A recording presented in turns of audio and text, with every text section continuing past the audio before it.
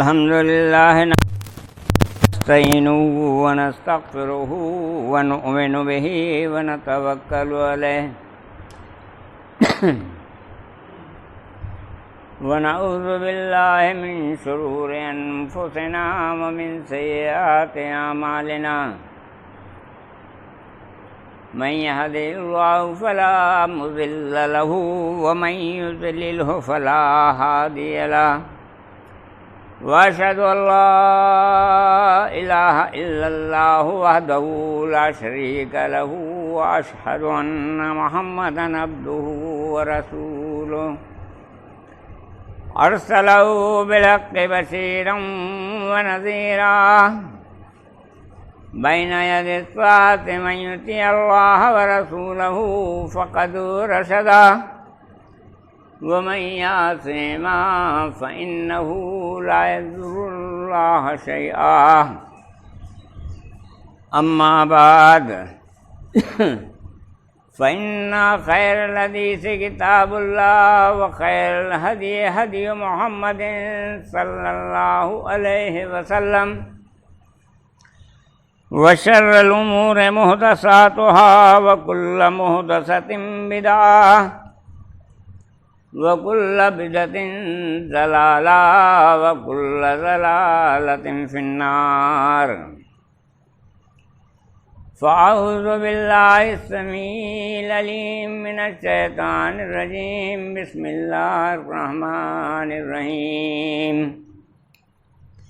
رب اشرح لي صدري ويسر لي أمري واحلل عقدة من لساني يفقهوا قولي أو كما قال الله تبارك وتعالى في القرآن المجيد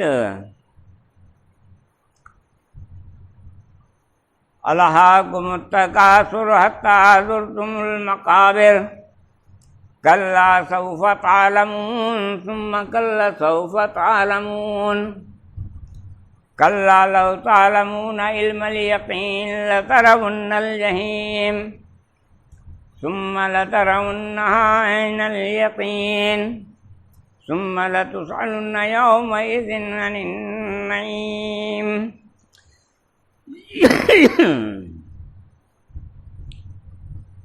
تمام تر خوبیاں ہما قسم کی بڑائیاں پاکی اور عظمت کبریائی و جلال صلی اللہ رب العالمین احکم الحاکمین خالق کائنات مالک مربی کے لیے زیباں اور سزاوار ہیں، جو کل کائنات کا خالق، جو کل کائنات کا مالک، جو تمام عالموں پر اپنا تصرف رکھنے والا، جو تمام کو موت و حیات بخشنے والا، جو سب کا رزق و رساں ہے۔ ان مختصر سے حمد کے کلمات کے بعد ہزارہ انگنت و لا تعداد بے شمار درود و سلام ہوں ہمارے آخری نبی سید المرسلین احمد مجتبیٰ محمد مصطفیٰ صلی اللہ علیہ وآلہ وسلم پر اور ان کے آل اور اصحاب پر جو ہماری رہنمائی کے لیے مبعوث کیے گئے۔ سامعین حضرات، آج خطبہ مسنونہ کے بعد سورہ تکاثر آپ لوگوں کے سامنے تلاوت کی گئی ہے۔ میری کوشش ہوگی کہ اسی کے ضمن میں، بلکہ اس کی چند آیات کے ضمن میں آپ سے کچھ خطاب کروں۔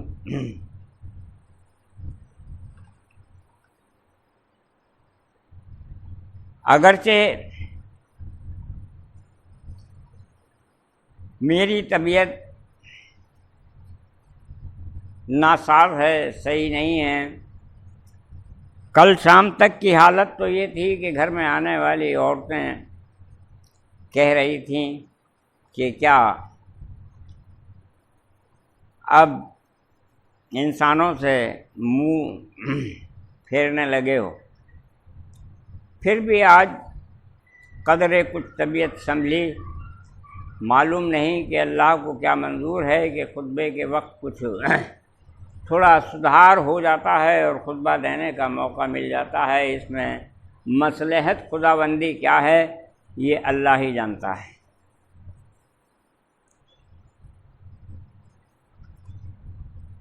تو حاضرین مسجد،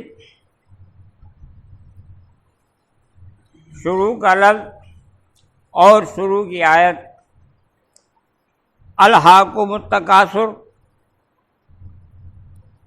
الہا یلہی کے معنی ہے غفلت، کسی چیز سے غافل ہو جانا یا غفلت برتنا۔ اسی لیے ہم نے آج کے موضوع کا جو عنوان دیا وہ غفلت آخرت اور انجام۔ تو آج کا یہ خطبے کا ہمارا عنوان ہے۔ دوسری آیت کریمہ مختصر سی چھوٹی سی، التکاثر، زیادتی کی خواہش۔ تکاثر کے معنی ہے زیادتی کی خواہش۔ تو الہاکم التکاثر کے معنی ہوں گے بلوغت سے لے کر بڑھاپے تک اس ہری بھری دنیا کی رنگینیوں کو حاصل کرنے کے لیے اس کی چاہت نے تم کو دوسری زندگی جو اخروی زندگی کہلاتی ہے، جو انسان نے اس پہلی زندگی میں یعنی موجودہ زندگی میں جو کچھ کیا ہوگا اچھا یا برا، فَمَن يَعْمَلْ مِثْقَالَ ذَرَّةٍ خَيْرًا يَرَهُ وَمَن يَعْمَلْ مِثْقَالَ ذَرَّةٍ شَرًّا يَرَهُ۔ پس اس موجودہ زندگی میں جس نے ذرہ برابر نیکی کی ہوگی وہ اسے دیکھ لے گا، اور جس نے ذرہ برابر برائی کی ہوگی وہ اسے بھی دیکھ لے گا۔ تو بات ٹھہری اس اخروی زندگی سے اس ہری بھری موجودہ زندگی کی چاہت نے تم کو غافل کر دیا۔ حتیٰ زرتم المقابر، حد تو یہاں تک پہنچ گئی کہ تم قبرستان تک جا پہنچے۔ ہم دیکھ رہے ہیں لوگوں کو مرنے کا تو یقین ہے، لیکن مرنے سے پہلے کہ ہمارے دنیاوی مقاصد کیا ہیں، ہم دنیا میں بھیجے کیوں گئے ہیں، اس پر ہم کوئی توجہ ہی نہیں دیتے۔ وَمَا خَلَقْتُ الْجِنَّ وَالْإِنسَ إِلَّا لِيَعْبُدُونِ، ہم نے ان دو خلقتوں انسان اور جنات کو جو پیدا کیا ہے یا دنیا میں بھیجا ہے، اس کی صرف ایک ہی غرض ہے کہ وہ ہماری عبادت بندگی کریں، اور وہ بھی اس لیے جو اس دنیا کی لذتوں سے فائدہ حاصل کر رہے ہو اس کی شکر گزاری کرو۔ ایسا نہ کرنے والے بالآخر اس قبر کا حال دیکھیں گے۔ کلا سوف تعلمون، ایسا ہو ہی نہیں سکتا کہ یہ قبر ایسے لوگوں کو نہ بتائے، جلد ہی معلوم ہو جائے گا کہ آپ کے ساتھ یہ قبر کیا برتاؤ کرے گی۔ ہوا یہ حضرت فاطمۃ الزہرا کا انتقال ہو گیا، جو اللہ کے رسول صلی اللہ علیہ وآلہ وسلم کی صاحبزادی تھیں۔ غسل دے دیا گیا، کفنا دیا گیا، دفنانا بھی ہو گیا، کیونکہ صحابہ رضی اللہ عذاب قبر سے بہت گھبراتے تھے۔ چنانچہ ابو ذر غفاری رضی اللہ جوش غم میں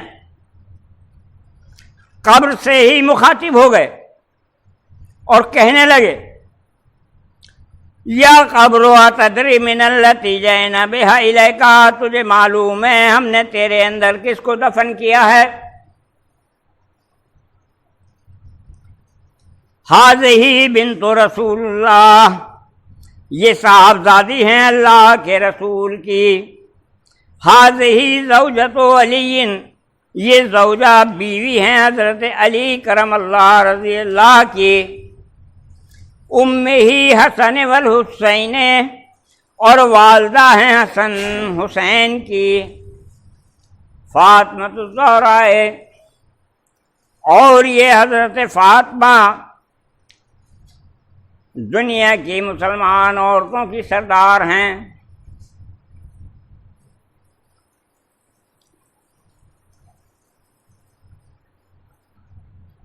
بس اتنا کہا تھا، فوراً قبر سے جواب آتا ہے،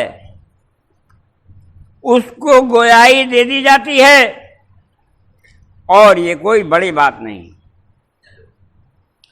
اللہ معجزانہ طور پر اگر کوئی کام کرا دے، جیسا کہ حدیث قدسی میں مشہور واقعہ ہے، ایک مرتبہ اللہ کے رسول نے زمین سے مٹھی بھر کنکریاں اٹھائیں،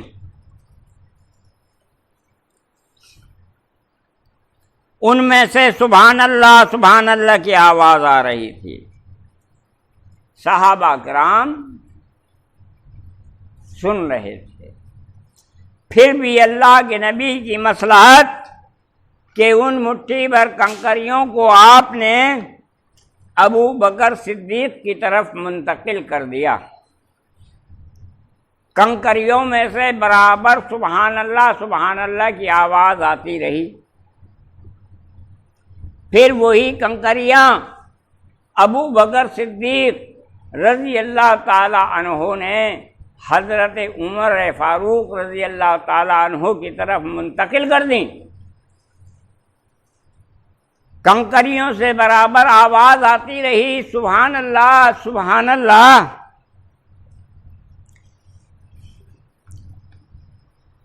تو اللہ تعالیٰ کو جن کو سنانا مقصود تھا ان کو سنایا۔ قرآن میں آتا ہے کل قد علم صلاتہ و تسبیحہ، اللہ کی ہر مخلوق انسانوں کے علاوہ جو بھی مخلوق ہے نماز بھی پڑھ رہی ہے اور تسبیح بھی بیان کر رہی ہے، اگر غافل ہے اس کام سے تو صرف انسان۔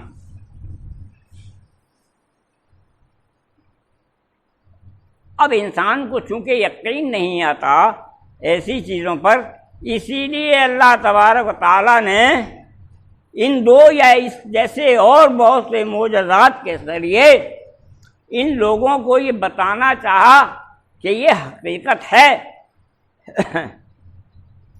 کوئی جھوٹی بات نہیں ہے، اس پر آپ کو یقین کرنا چاہیے۔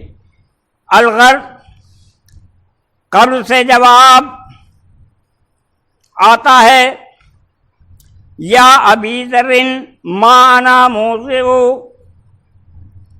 حسب ولا نسب، اے ابو ذر قبر تو حسب و نسب بیان کرنے کی جگہ نہیں ہے، کیا تم یہاں حسب و نسب بیان کرنے کھڑے ہو گئے کہ یہ بیٹی ہیں اللہ کے رسول کی، یہ زوجہ ہیں حضرت علی کرم اللہ وجہ کی، اور یہ ماں ہیں حضرت حسن حسین کی، تو اس قبر میں یہاں حسب اور نسب کام نہیں آتا ہے، نہ کوئی برادری کام آتی ہے۔ میں شیخ ہوں، میں سید ہوں، میں پٹھان ہوں، میں جلاحہ ہوں، میں انصاری ہوں، میں فلاں ہوں، میں رماکہ ہوں، میں قریشی ہوں، کچھ نہیں ہے۔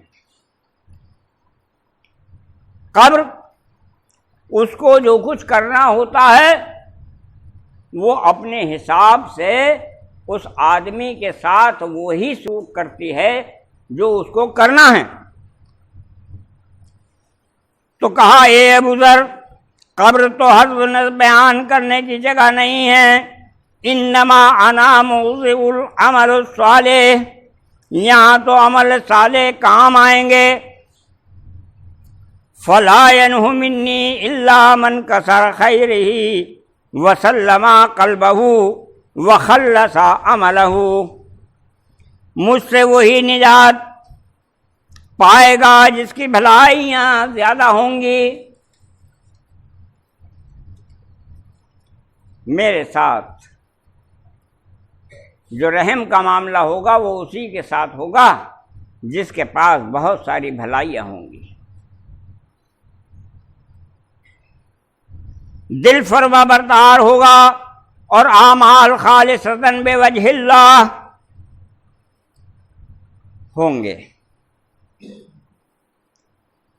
یہ جو چیز ہم نے بیان کی ہے یہ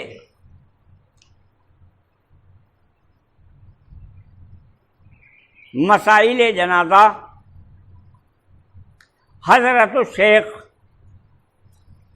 ابو المکارم محمد ظفر عالم خطیب کے حوالے سے بیان کی ہے۔ آگے اور سنیے۔ پھر اس کے بعد جو برے لوگ ہیں، جو عملی طور پر پیچھے ہیں، جن کے پاس عملی زندگی نہیں ہے، جن کو دوسری زندگی کا اعتماد اور بھروسہ نہیں ہے، یقین نہیں ہے۔ ایک لمبی حدیث میں ذکر ہے جو موت کے متعلق ہی ہے کہ فرشتے کس کس طرح سے آتے ہیں، کس کس طرح سے روح کھینچتے ہیں، مومن کی کس طرح سے نکلتی ہے اور غیر مومن کی کس طرح سے نکلتی ہے، مومن کی روح کے ساتھ کیا سلوک ہوتا ہے اور غیر مومن کی روح کے ساتھ کیا سلوک ہوتا ہے، وہ سب بیان کیا گیا ہے۔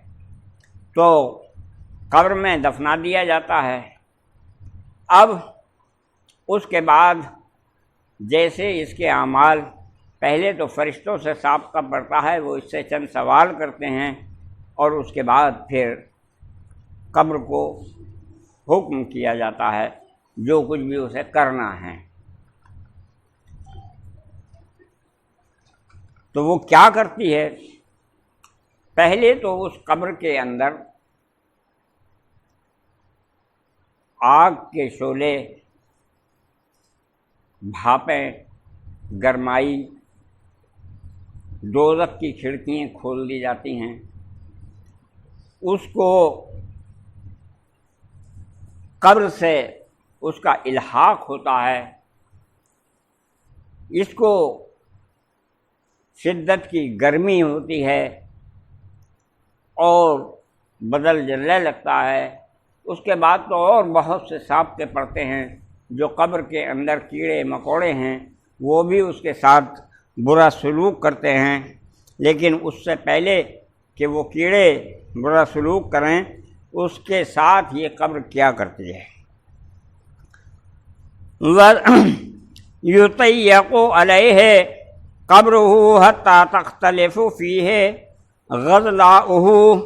اضلاعُهُ، بے عمل ناشکر کے لیے، بے عمل ناشکر کے لیے قبر سکڑنے لگتی ہے۔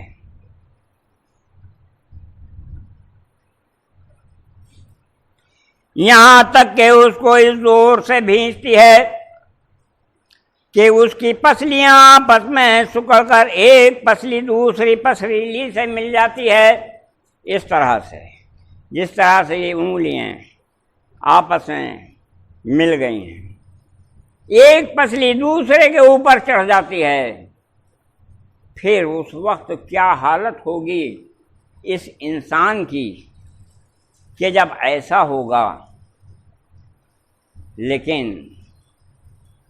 ہم تو اپنی زندگی غفلت میں گزار رہے ہیں، ہمیں اس بات کا احساس ہی نہیں ہے کہ کب کب کس کس چیز سے کیسے کیسے ہمارا سابقہ پڑے گا۔ تو اس کی پسلیاں آپس میں سکڑ کر ایک پسلی دوسری پسلی سے جا ملتی ہیں اور اوپر نیچے چڑھ جاتی ہیں۔ اللہم احفظنا، اللہ تبارک و تعالی ہماری حفاظت فرمائے۔ وہ وقت آنے سے پہلے اے الہ العالمین ہمیں ہدایت دے دے، عملی زندگی ہمارے اندر پیدا کر دے، اور اس دنیاوی جھمیلوں میں جو ہم الجھے ہوئے ہیں، دنیا کو حاصل کرنے کے لیے جو ہماری تگ و دو ہے، اس سے کنارہ کش ہو جائیں اور اخروی زندگی جو اصل زندگی ہے، جو ہمیشہ ہمیش کے لیے ہے، جہاں کہیں موت ہی نہیں ہے، اس کے لیے ہم تیار ہو جائیں اور عملی زندگی میں ڈھل جائیں۔ تو یہی ہمارے لیے ایک مناسب راستہ ہے اور یہی ہمارے لیے خیر کا راستہ ہے۔ اللہ تبارک و تعالی ہم سب کو توفیق عطا فرمائے اور ہر ایسے دکھ کے عذاب سے اور تکلیف والی چیزوں سے ہمیں بچائے رکھے۔ بارک اللہ لنا و لکم فی القرآن العظیم ونفعنا وإياكم بالآيات والذكر الحكيم إنه تعالى جواد كريم وهو بر الرؤوف الرحيم۔